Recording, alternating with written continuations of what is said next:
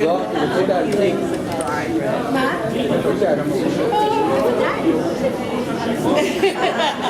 Or not anymore.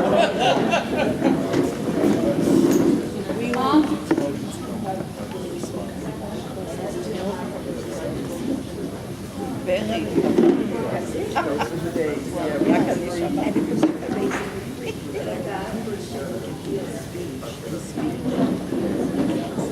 Okay.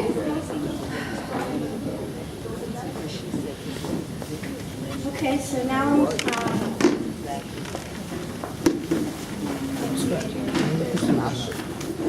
so I want to welcome everybody to our memorial for Richard Schuster, where we will pay tribute to his scholarship and contribution to psychology in general and to our department in particular.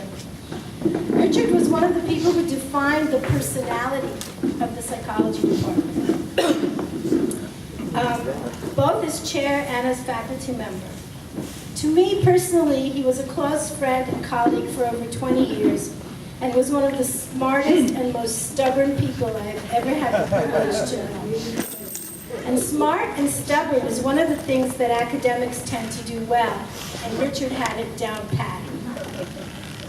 To begin with, I'd like to invite Dr. Michael Zuli.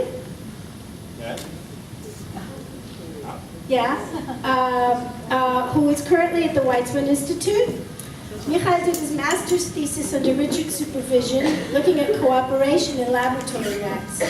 Today he's going to talk to us about cooperating brains.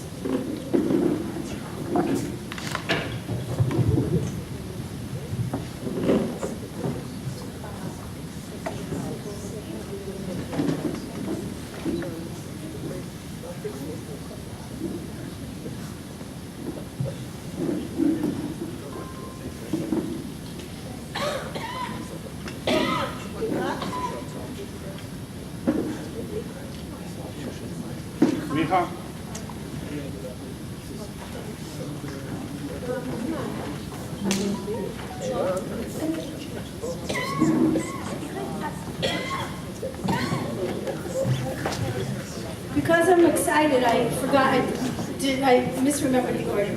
So first I'd like to invite Professor Irita Kirab, the chair of the department, to say a few words while Ido gets organized.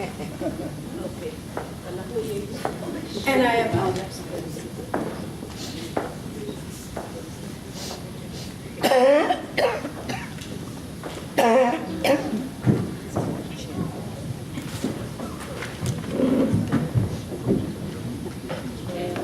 Hi everybody, it's nice to see Richard's family, friends and colleagues.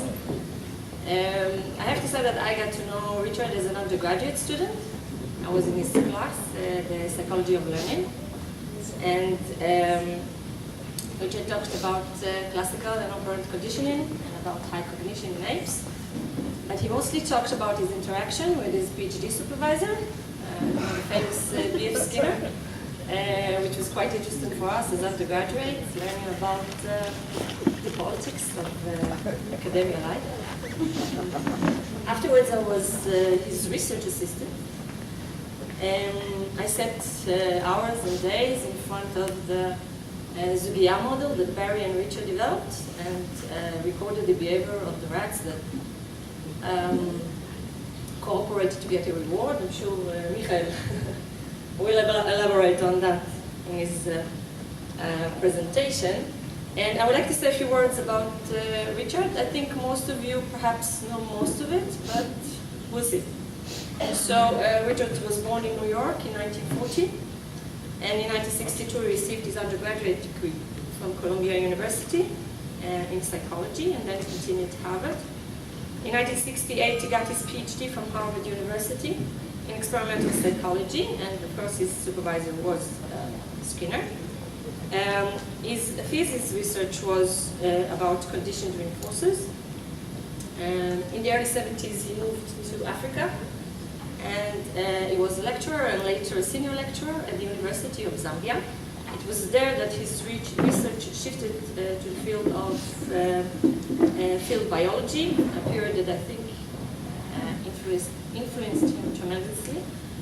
And in 1977 he did Aliyah, and then in 1978 he's got his position here at the Department of Psychology. He served the term as department chair, and he remained until he retired.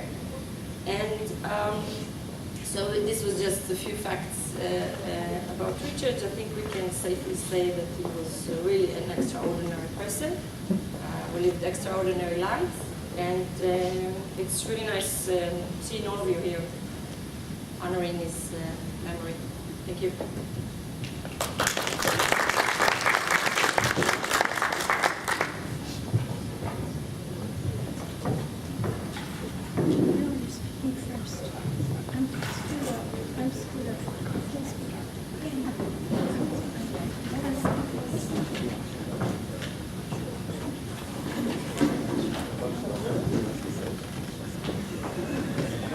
Today.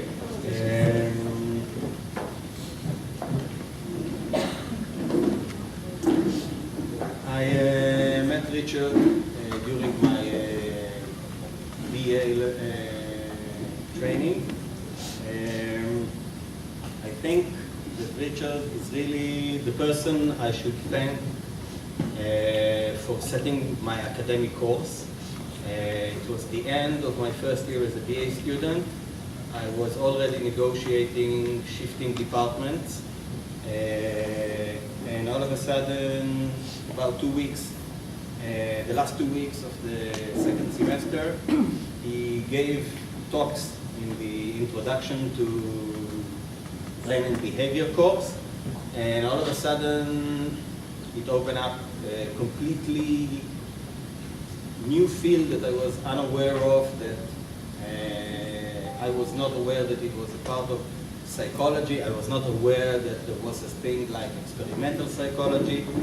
I didn't know how it related to animal and biology and wildlife. And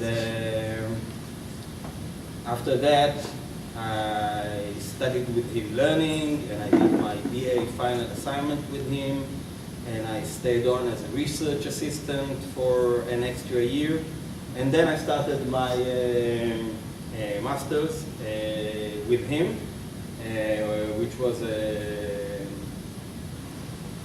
an adventure, because Richard being Richard, he hooked me up with a good friend of him, Professor Musa Yudim. And they told him, brain, we take pieces out of the brain, we plonk them in a machine, we press the button, and you get figures and publication.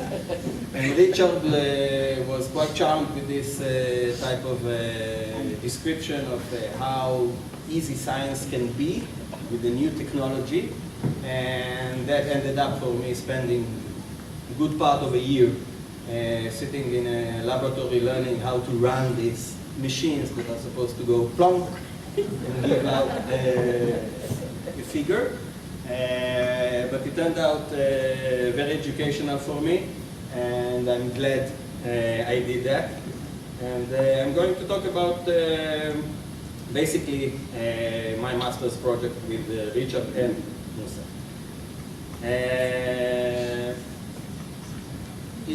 It was published quite recently,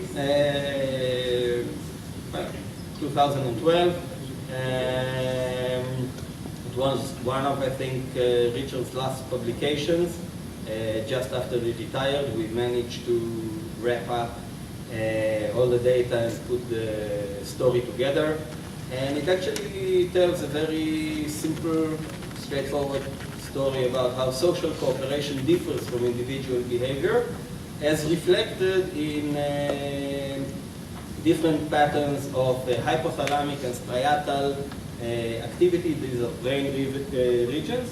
And of course, we utilized the rat model.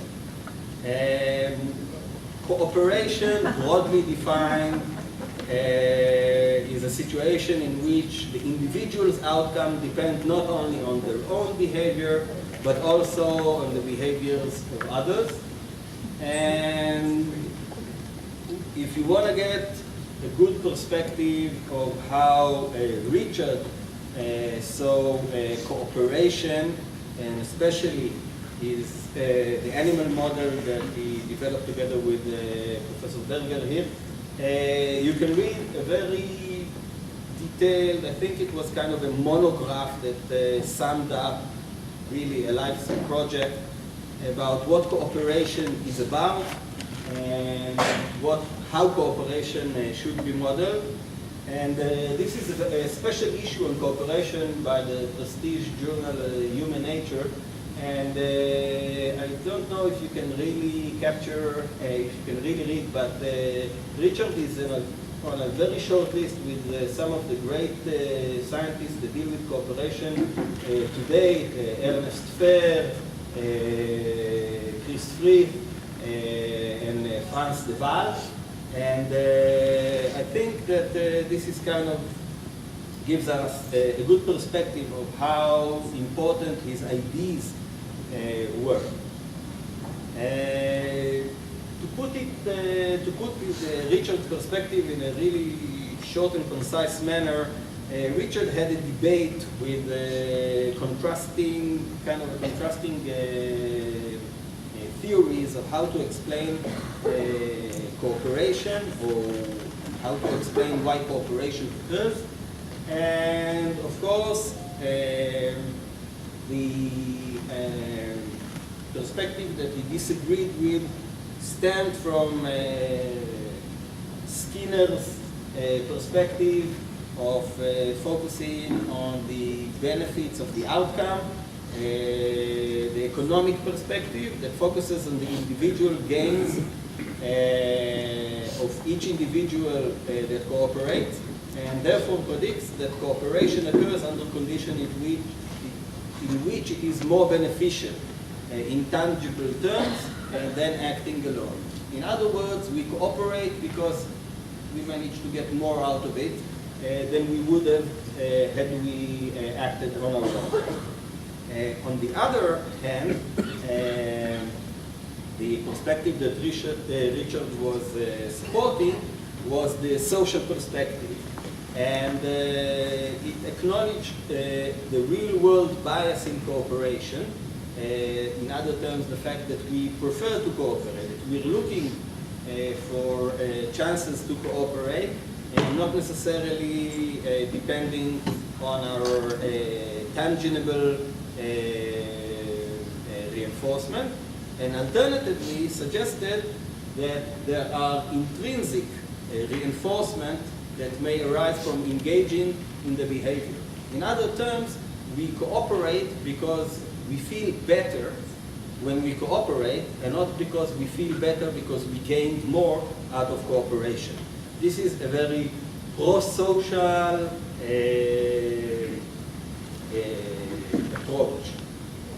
And ریچارد, with his perspective on the wildlife and life outside the laboratory, and he always noted all the times in which you could see that there is a bias for cooperation.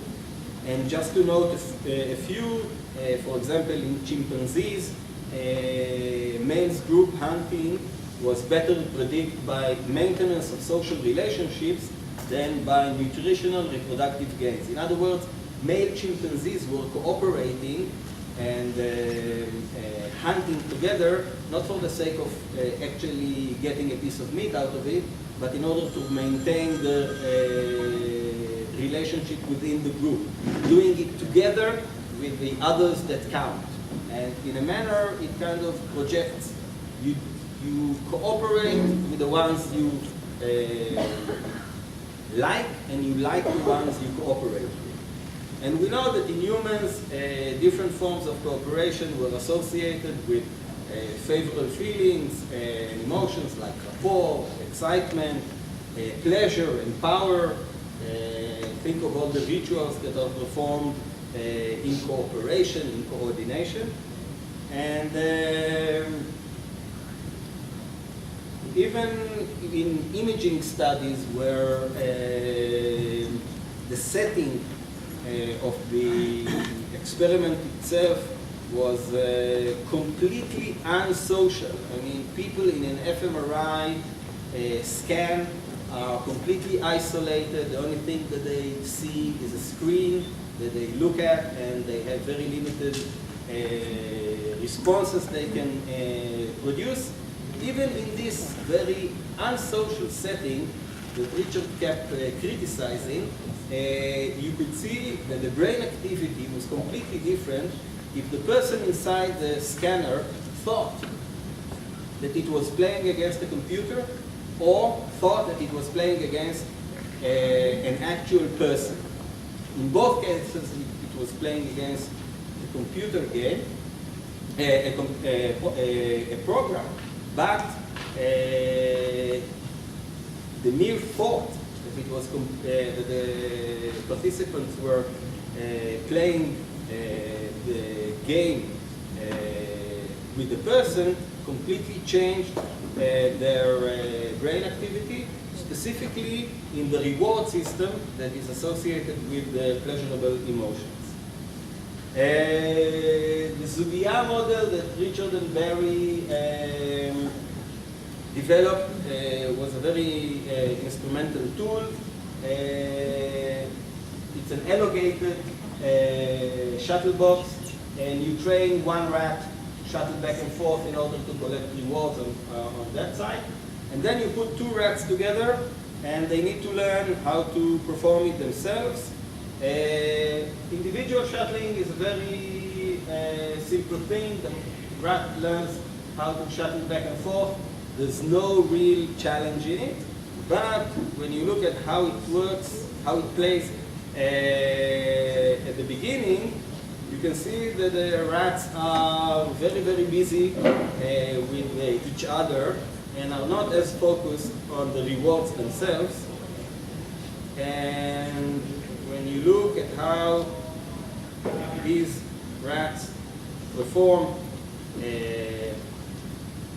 at the end of 10 training days, you can see that it's much more efficient.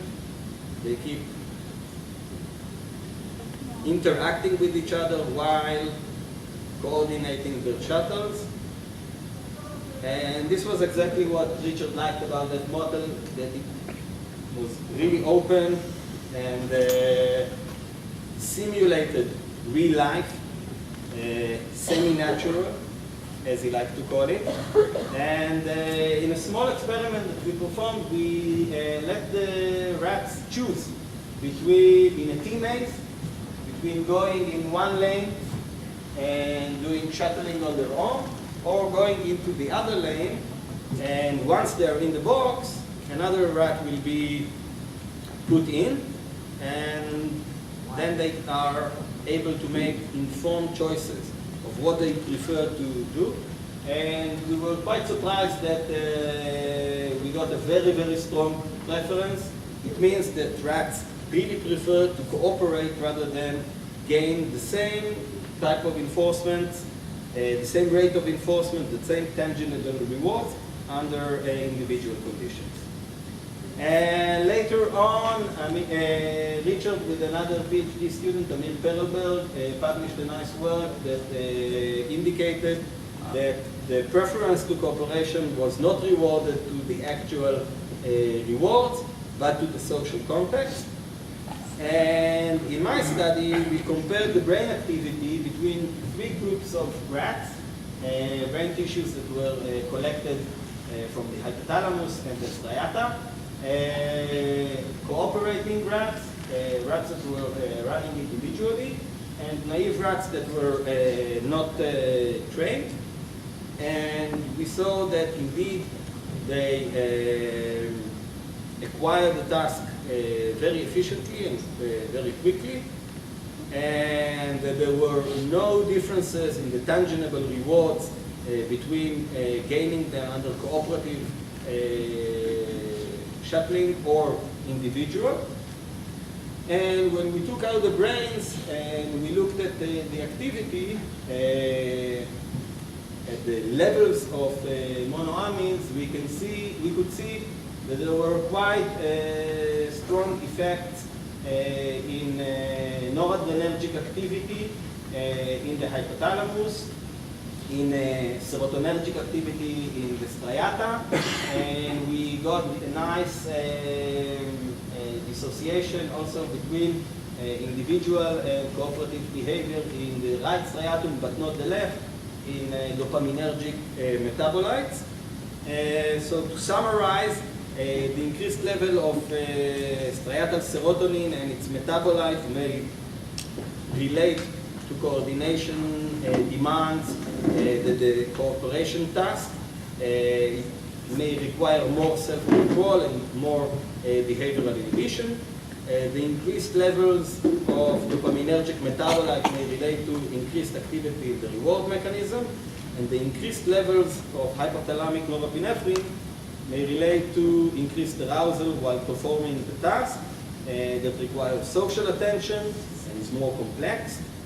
And collectively, our results indicate that cooperative shuttling task is favored over individual task and elicits different patterns of serotonergic, dopaminergic, and noradrenergic activity in brain regions associated with reward mechanisms and arousal. And these results lend further support to the social perspective stance that cooperation is indeed intrinsically rewarding. Thank you.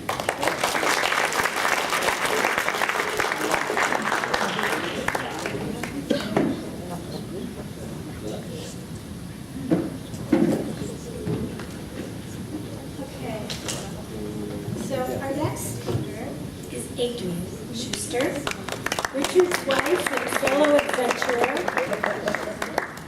and will tell us a bit about an important part of Richard's life, Richard in Africa. Not only. Not only.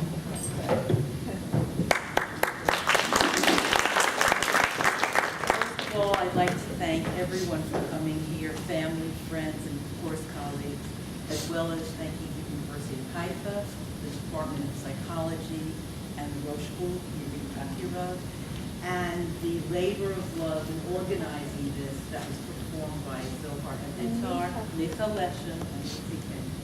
So thank you.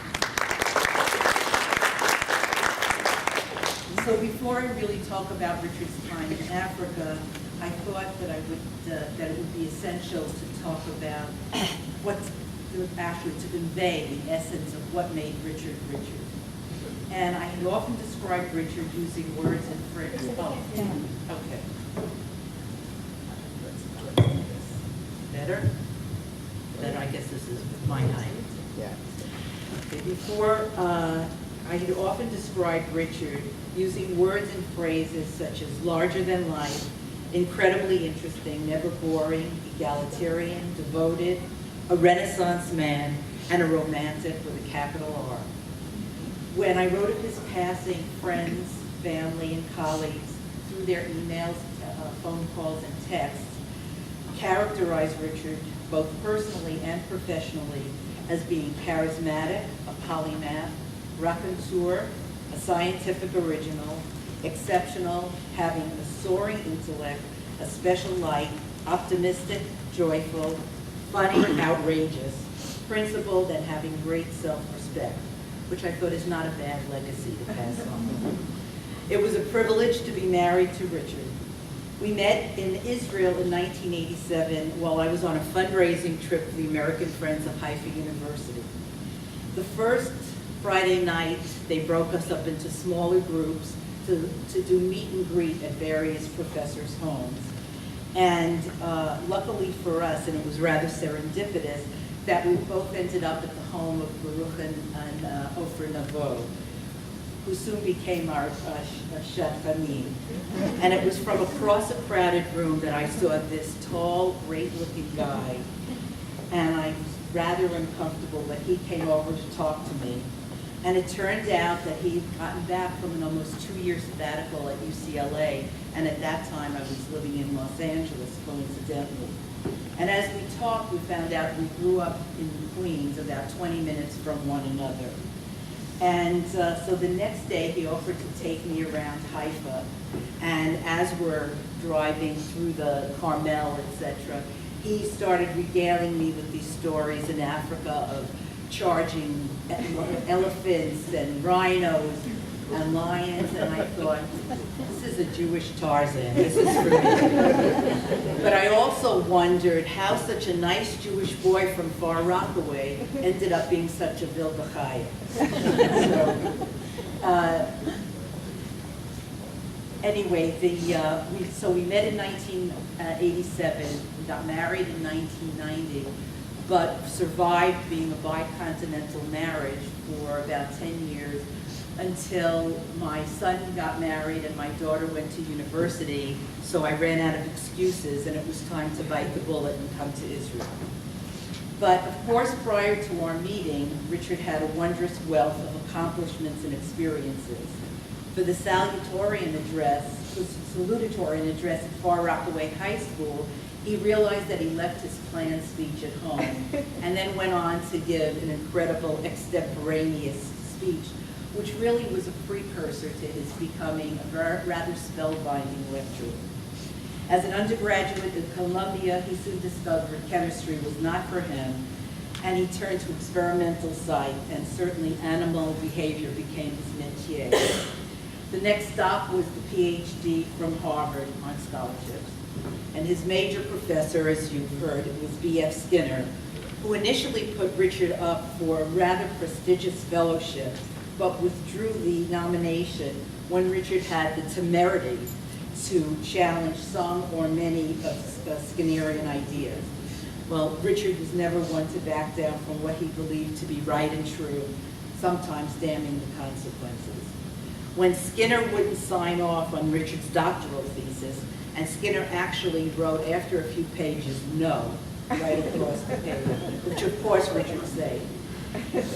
Even though his original proposal was approved by Skinner, the best way to describe what happened next was from Richard's fellow colleague and student at the time, Peter Colleen. And he recounted what ensued, and I quote, what to do when your time runs out in graduate school? You do magic. Confronted with 1 year to complete a new dissertation, Schuster tackled one of the hoariest questions in behavior analysis at the time, one that still instigates research today. What is the nature of conditioned reinforcement? Things like money are thought to be conditioned reinforcers. As paper, they have very little value in themselves, but when they're paired with primary reinforcers, things like music, food, wine, or sex, all of which can be gotten by, as we know, appropriate exchanges, Richard set up a successfully executed an ingenious experimental paradigm, which undermined an implicit and often explicit given of what a conditioned reinforcer is. This was hard for researchers to deal with. No one questioned the data, but even the most damning counter evidence, like shoes, will not overthrow a theory unless a better theory is ready to take its place. None. Researchers are currently rediscovering what Schuster first reported, but still find no resolution in a better theory. But that will come. Ciencia longa, vita breve. End quote. And Richard believed that his theories would eventually see the light of day, the academic light of day, not just because his creative thinking was so often outside the box, but because he frequently felt things viscerally, saying he knew in his gut that he was on the right track. And I might add here that it was significant that the last conference that Richard attended in Anchorage, Alaska, he presented a paper to, obviously, academics, but most of them were biologists, and they were intrigued by his ideas. He then started receiving a great number of requests for his papers and an uptick in interest in his PhD thesis. But after completing his postdoc at the University of Pennsylvania, he jumped at the opportunity to teach and conduct wildlife research in Zambia, having turned down a job at Yale, and he was then told not to bother contacting the psychology department when he returned, and of course he saved that letter too. Africa became the nurturing crucible for formulating and refining many of his ideas that had been percolating since graduate school. He can now observe and begin to test his hypotheses in the wild. During this time, he also worked for the World Wildlife Fund and the Zambian government. The project was slated to be damaged by the building of a dam. Although lecking behaviors were known in birds, Richard soon realized that these antelopes were mating according to a lek, which was heretofore unknown. The males would fight for dominance, the winner would be in the center of the lek, and the females would line up to mate with the triumphant male. This antelope lecking behavior was a major scientific discovery. Richard submitted the article he authored about this phenomenon, which was published in Science in 1976. Richard arrived in Israel in 1977 after having spent 6 years in Africa.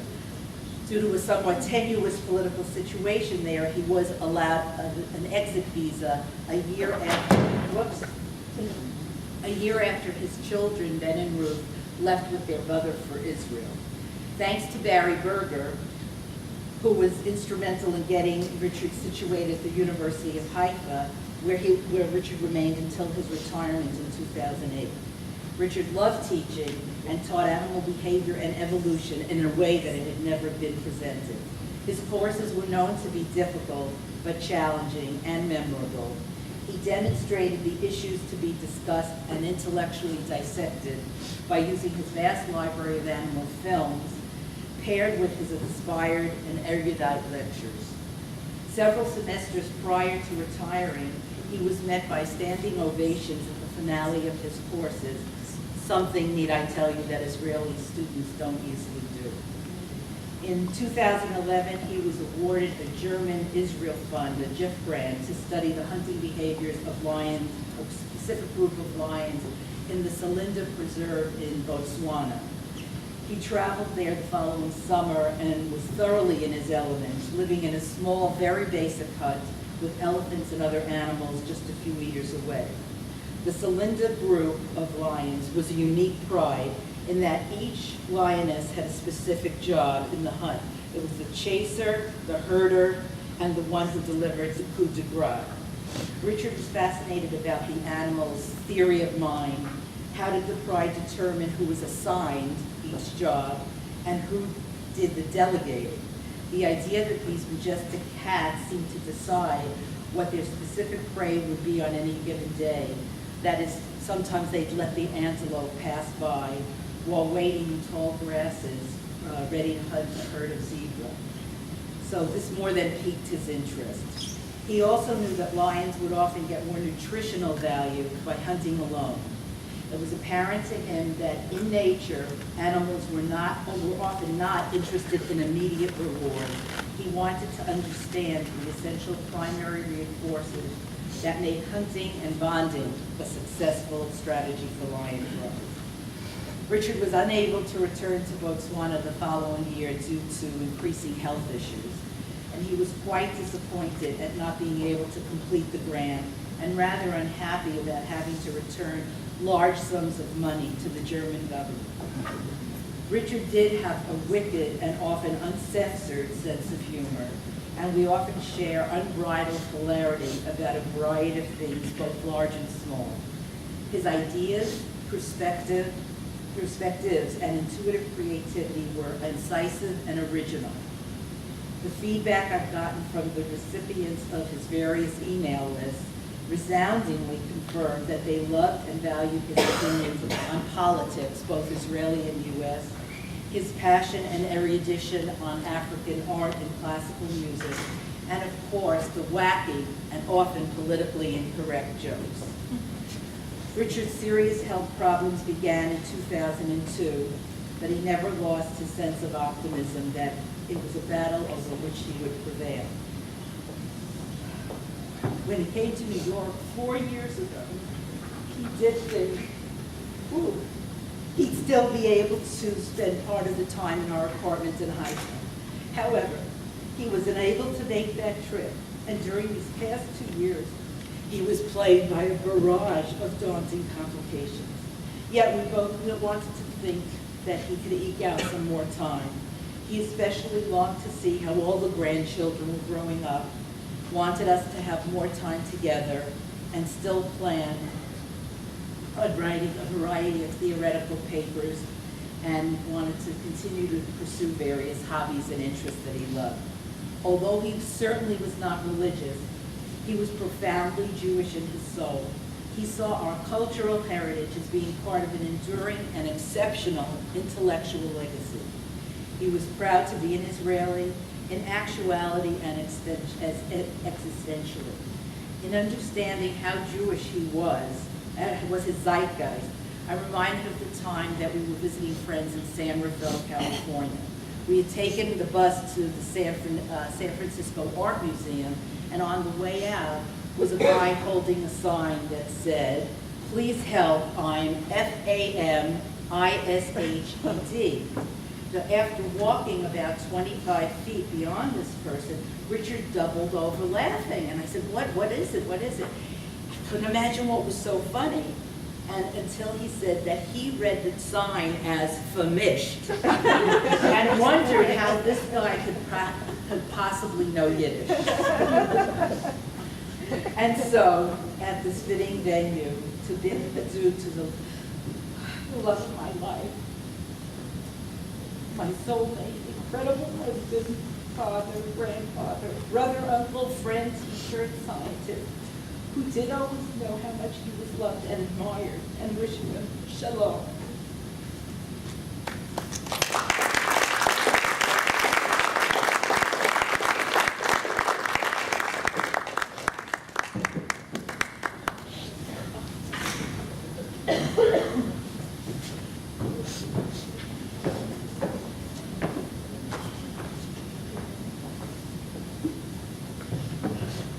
Okay.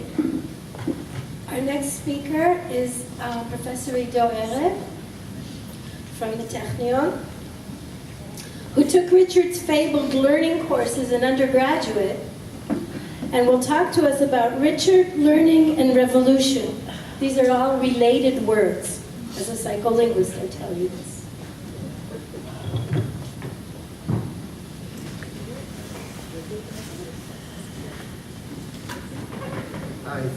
Thank you. You hear me well? It's a great honor to be here. I came here really as a student, as an undergraduate student, and Richard really saved my life in many ways.